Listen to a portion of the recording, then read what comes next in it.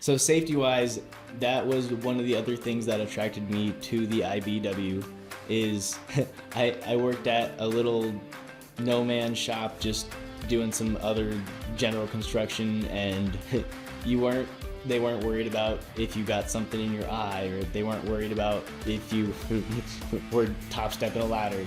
IBEW takes safety to a whole nother level. You're making sure you're harnessed off if you need to be. The lifts are inspected daily. You are required through your morning huddles to make sure that we're assessing hazards and making sure that not only we're assessing them, but they are mitigated before they actually become a problem. And that's something I didn't really see when I was doing some other outside of union construction while I was still in high school. They care about you so much that sometimes can be a little annoying. It's like, I know you care about me, but you just want me to be safe, and that's the greatest part. Safety with the IBEW or the apprenticeship program. Here during our classes, we wear PPE, hard hat, gloves, safety vest, eye protection, steel-toed boots. On the job, all the contractors that I've been with, safety is always number one. If any accidents happen, they stop work. They don't care if they're wasting tons of money. They get everybody together. They talk about the incident. They talk about how to prevent it in the future.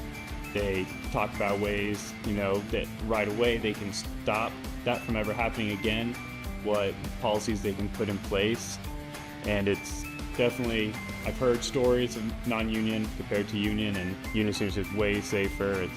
I'm always putting myself, I want to come home to my family safe rather than miss out from seeing my kids or anything like that. Another huge reason that I joined the union is because of safety. Their stories are honestly horrific and terrifying. No apprentice that I know of does live work. Apprentices do not do live work, and we really respect that. And it's something that, as a first year, I was kind of nervous. I was thinking I might have to do live work. I might have to do that. And then to hear that that's not going to happen.